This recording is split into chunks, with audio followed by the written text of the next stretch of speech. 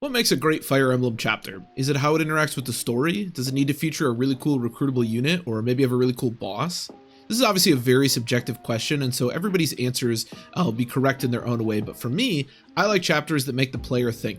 Chapters that are either very difficult, forcing engagement from the player, or feature side objectives that require planning. I love side objectives, as they force the player to extend faster onto a map than they're comfortable with, and if done correctly, require genuine strategy to achieve all of them.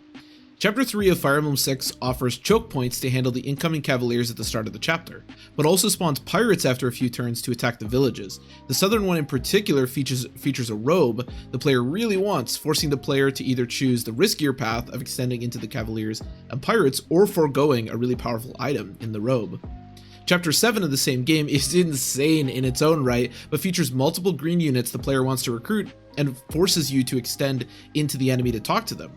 Today I want to tell you about Chapter 11A from Fire Emblem 6, the chapter I think is the best in the game, which combines multiple side objectives to create an engaging and tactical experience. Let's start at the beginning of the chapter. Immediately you're faced with a choice. To the east there's a broken wall and pretty easy access to the boss. To the south there is a much more roundabout way to get there, so where do you go? Fire Emblem will sometimes split the player's army, and the best strategy is often to bring everyone together to make it safe.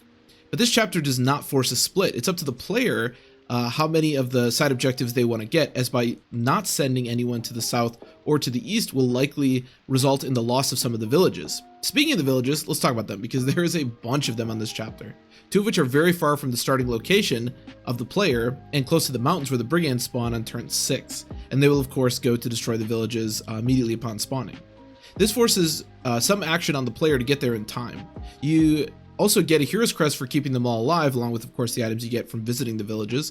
The villages do a great job of forcing the player to move very quickly and make important decisions. One cannot turtle their way through this chapter and expect to save all the villages like they can on some other chapters. Sending units to the south to get aggro from the units in the middle so they don't plug up the broken wall in the north is also really important. I know that's kind of a mouthful, but it is an important thing to do, again adding to the amount of decisions the player has to make. Alright, so we've looked at the houses. Next, let's look at the other side objectives that exist on this map. There are 3 units we need to talk to in order to recruit them. You also get Lalum on this chapter, which is amazing, and she does need to recruit one of the units, but you don't have to do anything to recruit her, so we're not going to talk about her too much. The first unit to show up is Klain, a really strong sniper with a silver bow who shows up with 4 archers as enemy phase reinforcements.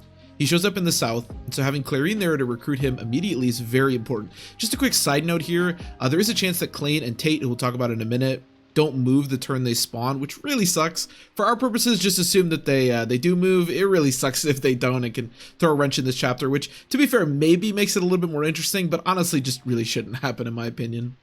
In any case, Klain also shows up one turn before the brigands, so timing his recruit with saving the village can be kind of tricky. Not only do you get an amazing unit in Klain, but his 4 archers will become green units and will try to escape, and you get an Orion's Bolt if they do, adding complexity to the chapter. The next turn the brigands show up, so you better be ready to either visit the house or deal with them. Klain can do this well, but it's likely you will need him to recruit the next unit to appear, so that's a decision that you have to make. The next turn, Tate/Thea. I believe it's supposed to be Thea, but in some translation patches it's Tate. I'm going to be saying Tate, but either way, a Pegasus Knight that you can recruit shows up where Roy and his army spawn. You either have to talk to Tate with Thany before and after you recruit Klain, which is a lot. It's really difficult to do, or just talk to her with Klain. Given that Klain is recruited on the other side of the map, this is not easy. Also, keeping her Pegasus Knights alive will yield an Elysian Whip at the end of the chapter, so that can add further complexities here. Being able to get Tate to either aggro east or south is really important here, as that's where Klain needs to go. So in order to recruit her properly, you have to kind of make the aggro, so to speak. So you have to determine who's closer to Tate and where she'll aggro. But new units don't end here, because the turn after Tate spawns, Echidna comes out of the middle house with some new friends. This can be extremely dangerous, as these 3 fighters can attack your units on enemy phase. Also, they give Echidna a stupid steel axe, so she does not fight these guys well. There's a chance that she can die as well, which is kind of annoying. There's a lot going on, and how you handle it is really up to you. This chapter can fall apart really easily, and it's that tension that makes it great. Finally, on turn 10, there are some Cavalier reinforcements from where Tate spawned and of course where we started. And then there are also some Cavalier reinforcements along with a Paladin boss on turn 14 that shows up from the south. The Paladin boss is actually really strong and very scary. He comes with the Silver Lance, but because the chapter forces you to get a move on to complete the side objectives, it's pretty likely that you just won't see him. He also only appears in hard mode just for, for those purposes. There's also a shop, armory, and an arena, but again, you're so caught up doing everything else here that will you even actually have time for these? Maybe. The boss of this chapter is also kind of cool. He's a bishop. He may not seem scary, but his tome does have some crit, and he has really good avoid, making him another part of the chapter that you will have to plan for. My favorite chapters are the ones that force the player to come up with a plan, to use a strategy. I've left this chapter with different numbers of these side objectives completed on many playthroughs because there are so many and sometimes things don't go according to plan. And I love that. Most Fire Emblem chapters are just turtle your way to the boss and get every side objective easily, but not Chapter 11A in Fire Emblem 6.